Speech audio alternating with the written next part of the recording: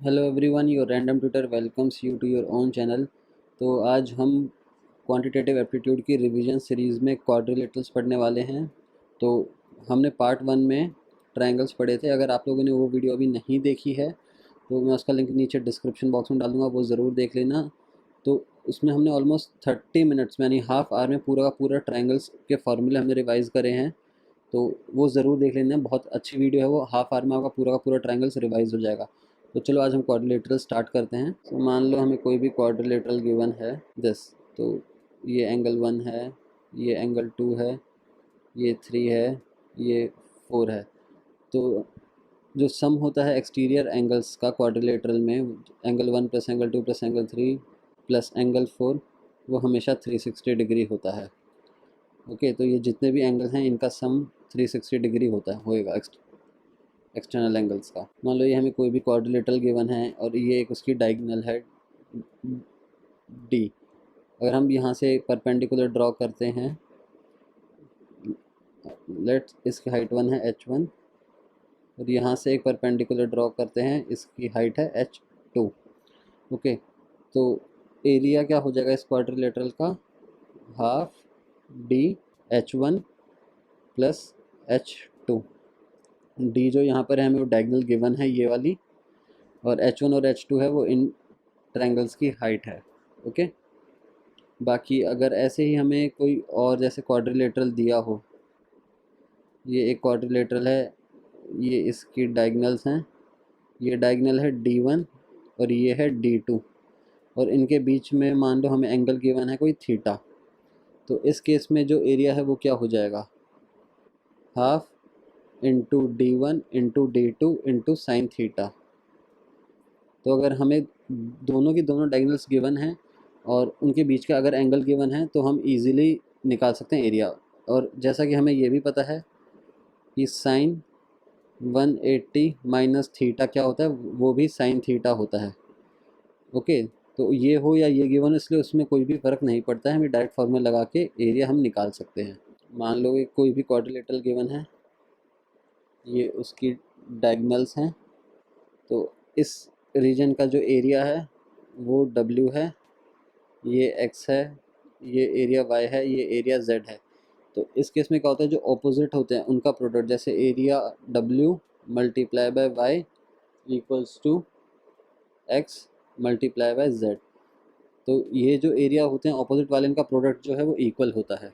Let's say हमें एक quadrilateral given है E F G H, और इसकी जो डायगोनल्स हैं वो परपेंडिकुलर हैं। तो ये है A, इसकी लेंथ है B, इसकी लेंथ है C, और इस पार्ट की लेंथ होगी अगर D।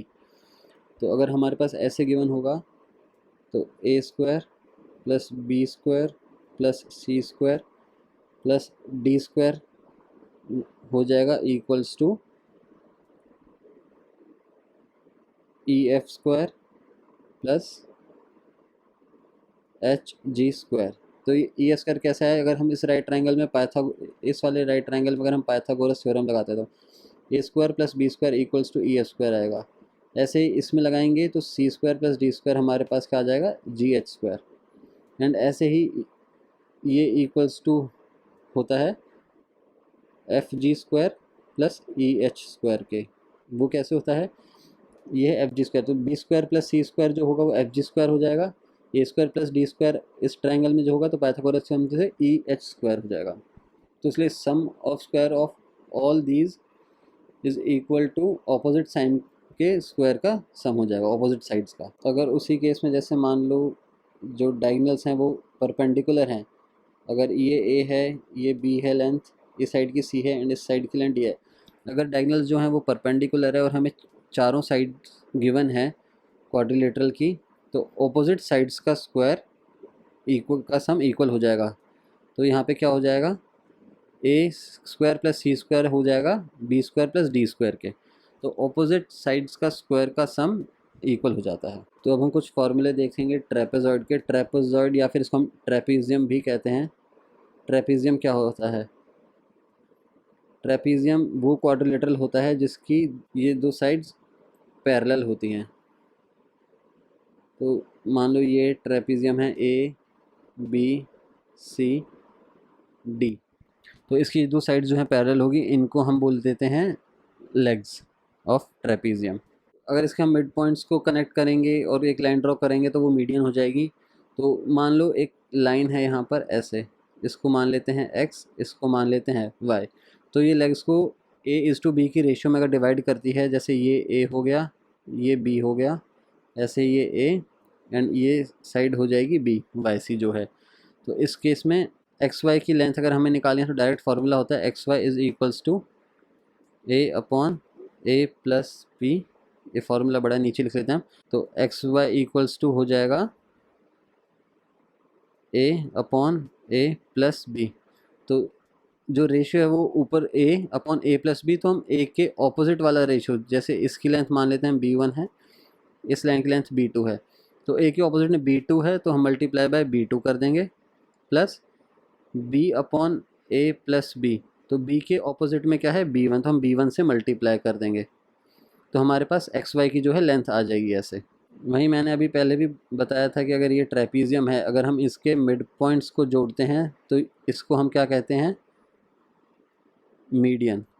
ओके, तो एरिया ऑफ ट्रेपीजियम क्या हो जाएगा, half into sum of parallel sides into height. Okay, अगर हम यहाँ से कोई भी एक परपेंडिकुलर ड्रॉ करेंगे तो ये हाइट हो जाएगी ट्रेपीजियम की।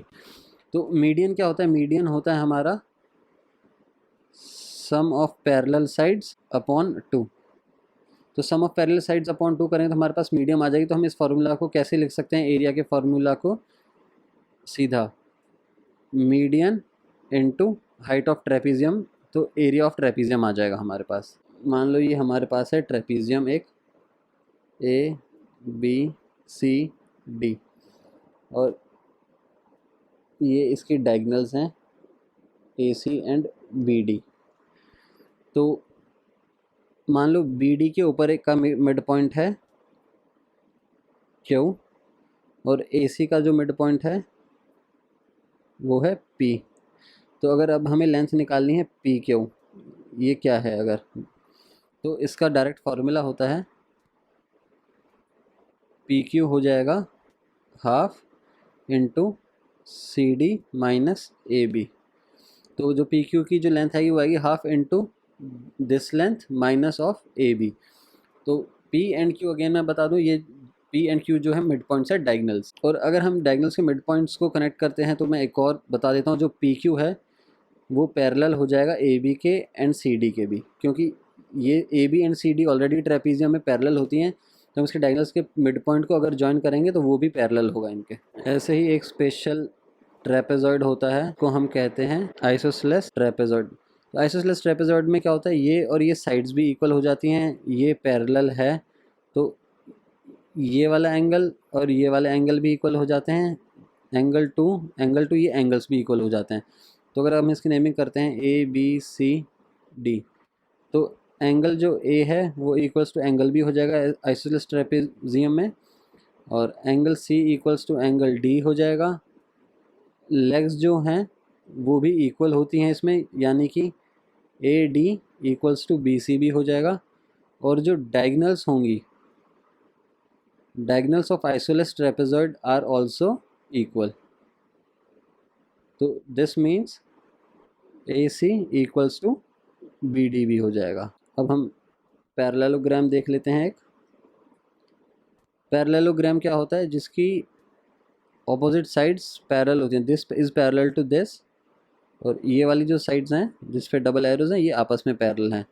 तो ए बी सी डी, मान लो इसकी हमें ये वाली हाइट गिवन है, जिसको हम x ले लेते हैं, परपेंडिकुलर हैं ये, और इसको y ले लेते हैं। या फिर हमें ये वाली अगर हाइट गिवन है तो इसको हम q ले लेते हैं, इसको हम p ले लेते हैं। तो एरिया जो है पैरेललोग्राम का वो क्या हो जाएगा, एरिया जो पैरेललोग्राम का होता है वो होता है base multiply by height. Okay, तो इस केस में एरिया क्या हो जाएगा, अगर हम एक्स वाई को हाइट मान लेते हैं तो A B into X Y, इनको ब्रैकेट में डाल देता हूँ ताकि एक्स और मल्टीप्लिकेशन आप कंफ्यूज ना हो जाए। ऐसे अगर हम पी क्यू को हाइट मान लेंगे तो इसको हम क्या लिख सकते हैं, P Q multiply by B C. तो ये एरिया हो जाएगा पैरेललोग्राम का। पैरेललोग्राम में एक चीज़ और होती है, मैं बता देता हूँ, जो स्क्वायर होता है पैरेललोग्राम की डायगोनल्स का, यहाँ पे डायगोनल्स क्या हो जाएंगी, A C and B D. Okay, तो जो स्क्वायर है डायगोनल्स का पैरेललोग्राम का, A C square plus B D square, वो हो जाएगा इक्वल्स टू सारी साइड्स के स्क्वायर का सम, यानी कि equals to A B square plus B C square plus C D square plus A D square. तो यानी कि पैरेललोग्राम में स्क्वायर ऑफ डायगोनल्स, दोनों डायगोनल्स का स्क्वायर का सम हो जाएगा सारी साइड्स के स्क्वायर का सम। ओके, अब नेक्स्ट क्वाड्रिलेटरल जो हम देखेंगे वो है रोम्बस। रोम्बस में एक तो हमारी सारी की सारी साइड्स इक्वल होती हैं, A B equals to B C equals to C D हो जाएगा यहाँ पर। रोम्बस जो है एक तरीके का पैरेललोग्राम होता है, इसकी साइड्स जो हैं सारी की सारी इक्वल होती हैं, और रोम्बस की जो डायगोनल्स होती हैं, जो रोम्बस की डायगोनल्स होती हैं वो बाइसेक्ट करती हैं 90 डिग्री पर। तो जैसे हम इसकी डायगोनल्स बनाते हैं बी डी और ए सी, तो ये जो है 90 डिग्री का एंगल बनाती हैं आपस में। तो एरिया जो है क्या हो जाएगा, रोम्बस का एरिया होता है half multiply by product of diagonals. तो इस केस में डायगोनल्स क्या हैं, A C and B D, तो एरिया क्या हो जाएगा, half multiply by A C into B D. मान लो हमें कोई भी एक रेक्टेंगल दिया हुआ है ए बी सी डी, इसके बीच में कहीं पर भी जैसे एक पॉइंट दिया हुआ है, तो हम मान लेते हैं ये एक पॉइंट दिया हुआ है। अब हम देखते हैं अगर यहाँ से इस पॉइंट से हम लाइंस ड्रॉ करते हैं रेक्टेंगल के वर्टिसेस तक, तो कुछ ऐसी हमें लाइंस दिख जाएंगी। तो let this point is O. तो इस केस में एक डायरेक्ट फार्मूला होता है O D square plus O B square. D और बी जो जा रहा है इसलिए ऑपोजिट हम वर्टिसेस लेते हैं, O B square plus O D square, ये जो होता है equals to O A square plus O C square. ये वाला ओ ए स्क्वायर और ओ सी स्क्वायर के सम के इक्वल हो जाएगा। ओके, ये एक डायरेक्ट फार्मूला है तो आप इसको याद कर सकते हैं इजीली। एंड मान लो हमारे पास एक ये रेक्टेंगल गिवन है, हम रेक्टेंगल के बेस पे कहीं भी एक ट्रायंगल बना लेते हैं कि ऑपोजिट वर्टेक्स में। जैसे मान लो हमने एक ट्रायंगल बना लिया है, ये है ए, तो जो एरिया ऑफ ट्रायंगल होगा वो होगा half of area of rectangle. तो हम रेक्टेंगल के बेस पे किसी भी ऑपोजिट वर्टेक्स को एक पॉइंट ले कोई भी ट्रायंगल बनाएंगे, यहाँ बनाएं या यहाँ बनाएं, तो इसका जो एरिया है वो रेक्टेंगल के एरिया के बिल्कुल हाफ हो जाएगा। नेक्स्ट क्वाड्रिलेटरल जिसके बारे में हम देखेंगे वो है स्क्वायर। ये बहुत ईजी है, आई नो सबको वैसे पता ही होगा स्क्वायर और उसके जो फार्मूलाज हम यूज़ करते हैं उसमें। मान लो ये एक स्क्वायर है और साइड एस और ये है उसकी डायगोनल डी, तो जो एरिया है स्क्वायर का वो हो जाएगा एस स्क्वायर यानी साइड स्क्वायर। डायगोनल जो है इसकी डी वो हो जाएगी S√2। ओके, मैं एस से मेंशन कर देता हूँ, कहीं आप S और 5 में कंफ्यूज ना हो जाएं। और अगर हम पेरीमीटर निकालेंगे स्क्वायर का तो पेरीमीटर हो जाता है 4S, तो मतलब side plus side plus side plus side करेंगे इन 2√2, तो इससे हमें पेरीमीटर निकल जाएगा। एरिया साइड्स को ऐसे हम निकाल सकते हैं, या फिर डायगोनल गिवन है तो डायगोनल स्क्वायर अपॉन 2 करेंगे तो उससे भी हमारे पास एरिया आ जाएगा स्क्वायर का। तो इन रेडियस क्या होता है स्क्वायर का, इन रेडियस हो जाएगा ये जो सर्कल है इसका रेडियस। तो एक्चुअली अगर हम देखेंगे इस सर्कल का जो डायमीटर है वो हो जाएगा s, तो इन रेडियस जो है जिसको हम स्मॉल r से डिनोट करते हैं वो हो जाएगा s डिवाइडेड बाय 2। ऐसे अगर हम सरकम रेडियस देखेंगे तो सरकम सर्कल ये बनेगा, जो डायमीटर है वो डायगोनल हो जाएगा, तो डायगोनल का हाफ जो है वो सरकम रेडियस हो जाएगा। तो सरकम रेडियस को हम डिनोट करते हैं कैपिटल R से, वो हो जाएगा डायमीटर अपॉन 2, या फिर हम इसको लिख सकते हैं साइड अपॉन √2 भी। ये डायरेक्ट फार्मूलाज हैं जो कि आप याद कर सकते हैं, स्क्वायर में बहुत यूज़फुल रहेंगे एग्जाम्स में आपके। मान लो हमें एक ट्रेपीजियम दिया हुआ है, उसमें बीच में ये एक पॉइंट है, इसको हम ओ मान लेते हैं। तो इस पॉइंट से जो भी डिस्टेंस है साइड्स का वो हमें गिवन है h1, h2, h3, h4 and h5। Okay, तो फर्स्ट पॉइंट इज दिस, ये पॉइंट कहीं पर भी हो इस ट्रेपीजियम के अंदर, जो भी उसका डिस्टेंस होगा बाकी की साइड से, तो ये हमेशा इक्वल रहता है, यानी h1 plus h2 plus h3 plus h4 plus h5 जो है वो हमेशा इक्वल रहेगा इनका सम। ये पॉइंट चाहे यहाँ पर हो, चाहे अगर ये पॉइंट अब यहाँ पे रख देते हैं बाई चांस, तो यहाँ से अगर हम सारे डिस्टेंस निकालेंगे तो वो भी सेम ही आएगा। तो अगर हमें ये फिगर गिवन है और अगर हमें एरिया निकालना है ट्रेपीजियम का, तो क्या हो जाएगा, area half into perimeter into h1 plus h2 plus h3 plus h4 plus h5। तो जैसे कि हमने कहा ये पॉइंट कहीं पर भी होगा, तो h1 plus h2 plus h3 plus h4 plus h5 जो है हमेशा सेम ही रहेगा एक पेंटागन के लिए। तो मतलब ये पॉइंट पेंटागन के अंदर कहीं भी होगा तो उसका साइड से जो डिस्टेंस है उनका सबका सम हमेशा सेम रहेगा। हम पॉलीगॉन जैसे पढ़ रहे हैं तो बता दूं कि इक्वी एंगुलर होते हैं, जो भी जितने भी रेगुलर पॉलीगॉन्स होते हैं वो इक्वी एंगुलर होते हैं, यानी कि जो उनका इंटीरियर एंगल्स हैं वो इक्वल होते हैं। चाहे वो हम इसके, अगर ये रेगुलर है तो इसके पांचों एंगल इक्वल हैं। अगर हम पॉलीगॉन में हेक्सागन ले लेते हैं तो इसके ये 6 के 6 एंगल जो होंगे रेगुलर हेक्सागन के, ये इक्वल हो जाएंगे। नेक्स्ट हम देखेंगे सम ऑफ इंटीरियर एंगल्स जो होता है पॉलीगॉन का। तो सम ऑफ इंटीरियर एंगल्स पॉलीगॉन्स का होता है n-2 मल्टीप्लाई बाय 180 डिग्री, जहाँ पर n जो है वो है number of sides of polygon. Okay, तो मान लो अगर हमें एक पेंटागन गिवन है, तो इस केस में n क्या हो जाएगा, n इक्वल्स टू 5 हो जाएगा। तो हमें इसके इंटीरियर एंगल्स का, इन पांचों एंगल्स का सम निकालना है, तो वो क्या हो जाएगा 5 माइनस 2 इंटू 180 डिग्री, यानी कि 3 इंटू 180 डिग्री, 180 इंटू 3 क्या हो जाएगा 540 डिग्री। तो पेंटागन के इंटीरियर एंगल्स का सम जो है वो 540 डिग्री आ जाएगा हमारे पास। जैसे अगर हमें एंगल्स निकालने हैं रेगुलर पॉलीगॉन में, तो जैसे कि हमने देखा था कि सम कितना होता है n-2 इंटू 180 डिग्री होता है। अगर रेगुलर पॉलीगॉन है तो हमें पता है कि उसके जो सारे इंटीरियर एंगल्स हैं वो इक्वल होंगे, तो हम उसको डिवाइडेड बाय n कर देंगे, ठीक है। और अगर हमें ऐसे ही, अगर हमें नंबर ऑफ़ डायगोनल्स निकालनी है इन n साइडेड पॉलीगॉन, यानी कि अगर पेंटागन होगा हमारे पास तो n हो जाएगा 5 हो जाएगा। तो नंबर ऑफ़ डायगोनल्स जो होता है एक पॉलीगॉन में वो क्या हो जाता है n into n-3 divided by 2। तो इससे हमारे पास नंबर ऑफ़ डायगोनल्स आ जाएंगी। कि मान लो अगर हमें एक हेक्सागन गिवन है, तो हेक्सागन के केस में n इक्वल्स टू 6 हो जाएगा। तो उसमें एक हेक्सागन में हम कितनी डायगोनल्स बना सकते हैं, 6 मल्टीप्लाई बाय 6 माइनस 3 हो जाएगा 3 अपॉन 2, 3 तो 3 3 9 डायगोनल्स हो जाएंगे एक हेक्सागन में। हमने पढ़ा था अभी कि रेगुलर पॉलीगॉन जो होता है उसमें इंटीरियर एंगल्स जो भी होते हैं सारे, वो सारे के सारे इक्वल होते हैं। तो हम दो प्रॉपर्टीज़ और देख लेते हैं। रेगुलर पॉलीगॉन जो है, तो रेगुलर पॉलीगॉन में जो सम ऑफ एक्सटीरियर एंगल्स जो होता है वो 360 डिग्री होता है। तो एक एक्सटीरियर एंगल अगर हमें फाइंड करना है रेगुलर पॉलीगॉन का, तो वो कितना हो जाएगा 360 degree upon n, where n is number of sides of polygon.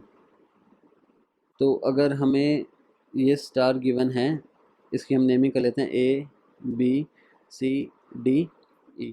तो हमें इसमें क्या निकालना है, सम ऑफ एंगल्स, यानी कि angle A plus angle B plus angle C plus angle D plus angle E equals to question mark. अगर हमें ये निकालना है तो इसका डायरेक्ट फार्मूला क्या होता है, n-4 इंटू 180 डिग्री। जैसे यहाँ पर 5 पॉइंटेड स्टार है A B C D, ये 5 पॉइंट्स हमें दिख रहे हैं, 1 2 3 4 5। ओके, तो यहाँ पर क्या हो जाएगा 5 माइनस 4 इंटू 180 डिग्री, तो 1 इंटू 180 इक्वल्स टू 180 डिग्री हो जाएगा। अगर ऐसे ही ये ट्रायंगल के अगर 7 पॉइंट्स होते तो हम n में 5 की जगह यहाँ पर 7 पुट कर देते तो हमारा आंसर आ जाता। लेकिन ये वाला फार्मूला जो है, ये वाला फार्मूला जो है सिर्फ तभी वैलिड होगा जब भी हम एक वर्टेक्स छोड़ के स्टार ड्रॉ करेंगे, जैसे हमने मान लो यहाँ से शुरू करा, तो ई छोड़ के हम पहले सीधा ए पे जा रहे हैं, फिर बी को छोड़ के हम सीधा सी पर आ रहे हैं, फिर डी छोड़कर हम जाएंगे ई पर, फिर ए को छोड़कर हम जा रहे हैं बी पर, फिर सी को छोड़कर हम आ रहे हैं डी पर। तो हमने एक एक वर्टेक्स छोड़ के ये ऐसे स्टार बनाया है। अगर हम ऐसे स्टार बनाते हैं वर्टेक्स छोड़ के, तो उस केस में ये वाला फार्मूला हम डायरेक्टली लगा सकते हैं, n-4 इंटू 180 डिग्री। मान लो हमें एक हेक्सागन गिवन है, रेगुलर हेक्सागन की जो साइड है वो ए है, तो सारी यानी साइड्स रेगुलर हेक्सागन की साइड्स इक्वल होती हैं, तो सारी ए हो जाएंगी, और इंटीरियर एंगल भी सारे इक्वल होते हैं। So area of regular hexagon का फॉर्मूला होता है 3√3/2 ए स्क्वायर। ओके, ये फार्मूला आप डायरेक्ट याद कर सकते हो, वैसे याद करने की ज़रूरत नहीं है, मैं आपको बता देता हूँ ये फार्मूला आया कैसे है।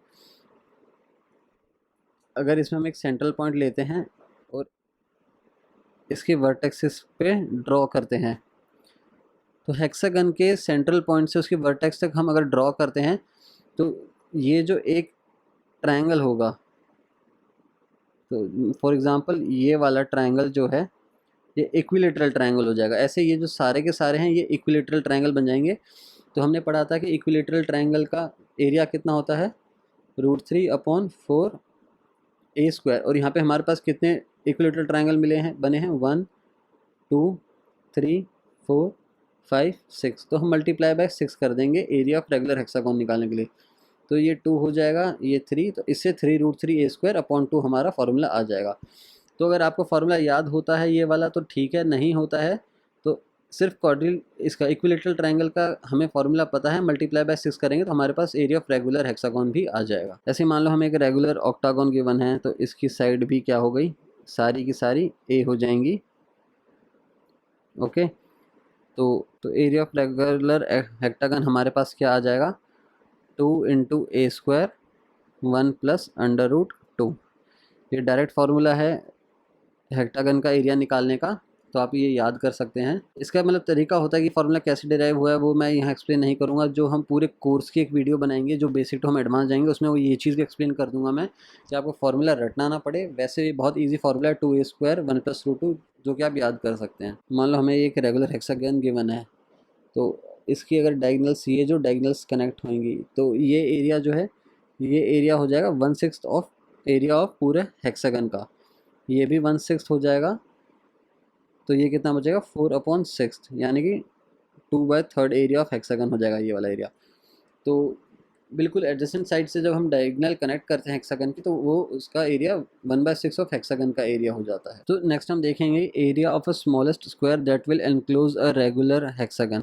मान लो हमारे पास ये जैसे एक रेगुलर हेक्सागन गिवन है, तो एरिया ऑफ स्मॉलेस्ट स्क्वायर क्या होगा, मतलब कि अगर हम एक स्क्वायर बनाते हैं जो कि इसको एनक्लोज कर लेगा, मान लो ये वो स्क्वायर है, तो इसका एरिया कितना होगा, इस स्क्वायर का एरिया। मान लो अगर इसकी हेक्सागन की साइड 1 होती है, हेक्सागन ऑफ साइड 1, ओके, तो एरिया ऑफ स्क्वायर कितना हो जाएगा, जो स्मॉलेस्ट स्क्वायर बनेगा इसको एनक्लोज करेगा उसका एरिया हो जाएगा 4 + 2√3/2, यानी कि 2 + √3 हो जाएगा, इसकी पॉइंट में वैल्यू 3.732 हो जाएगी।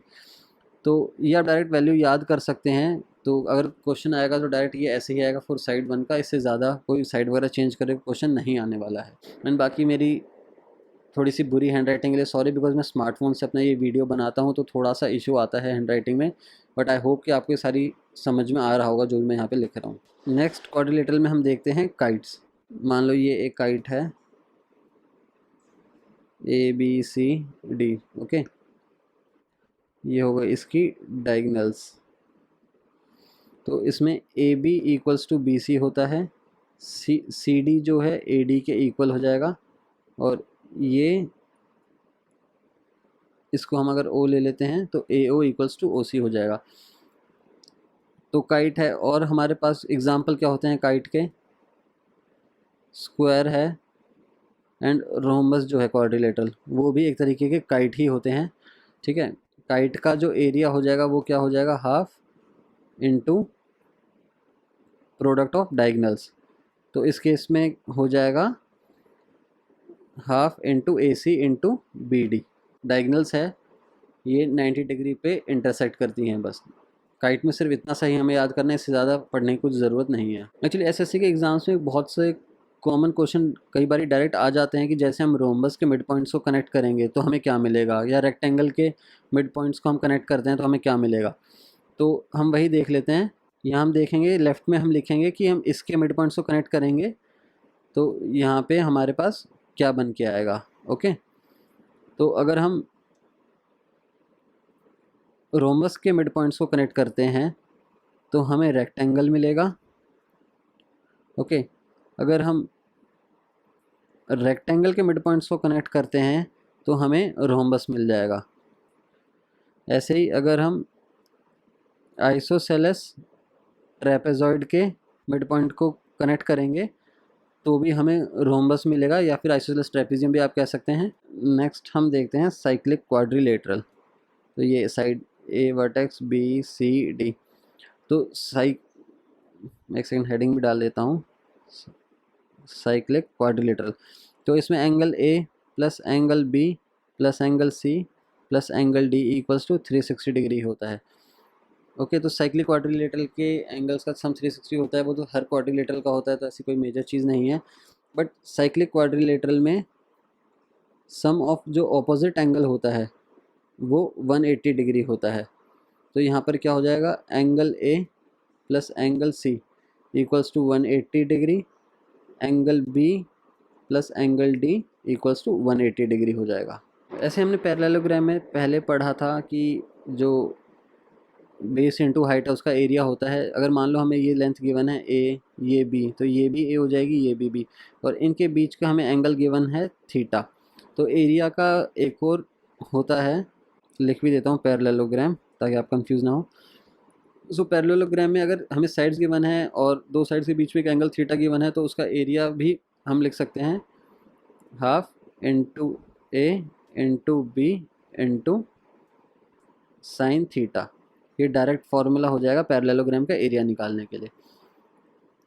बाकी हमने ऑलरेडी पढ़ ही चुके हैं, एक बार फिर से रिवाइज कर ही लेते हैं। पैरेललोग्राम की जो डायगोनल्स हैं वो बाइसेक्ट करते हैं एक दूसरे को, तो ये और ये इक्वल हो जाएगा, दिस इक्वल्स टू दिस हो जाएगा। ठीक है, सर्कल के अंदर अगर हम पैरेललोग्राम बनाते हैं तो वो हमेशा रेक्टेंगल ही होता है। ओके, और अगर हम सर्कल के बाहर जो भी पैरेललोग्राम बनाएंगे वो रोम्बस बनता है। मान लो ये हमारे पास एक पैरेललोग्राम गिवन है, इसका जो एंगल बाइसेक्टर्स होंगे इनके, ओके, तो ये ऐसे होते हैं एंगल बाइसेक्टर्स। तो एंगल बाइसेक्टर्स से ये जो बीच में एक फिगर बनेगी हमारी पैरेललोग्राम के एंगल बाइसेक्टर से, ये जो है ये हमेशा क्या बनेगा, रेक्टेंगल बनेगा। ओके, तो क्वाड्रिलेटरल्स में अभी इतना ही है। इसके बाद वाले सीरीज़ में हम लोग अभी सर्कल शुरू करेंगे। पार्ट 1 ट्रायंगल्स के अगर आपने वो नहीं देखे तो वो भी ज़रूर देख लेना, उसका लिंक मैं डिस्क्रिप्शन में भी डाल दूँगा। सो प्लीज़ डू लाइक और चैनल को सब्सक्राइब ज़रूर कर लेना, ताकि जब भी मैं नई सीरीज़ की इस सीरीज़ में वीडियो डालूँ आपको वो मिलती रहे। एंड ट्रस्ट में ये बहुत शॉर्ट वीडियोज़ होंगी, इसमें आपका पूरा की पूरी ज्योमेट्री रिवाइज करा देंगे। हम ज्योमेट्री के बाद विल स्टार्ट विद अलजेब्रा के बाद हम लोग अरिथमेटिक पर आएंगे। So please do subscribe the channel, ताकि आपको, एंड बेल आइकन ज़रूर दबाना ताकि आपको जब भी न्यू वीडियो है उसका एक नोटिफिकेशन मिलता रहे। Thank you so much.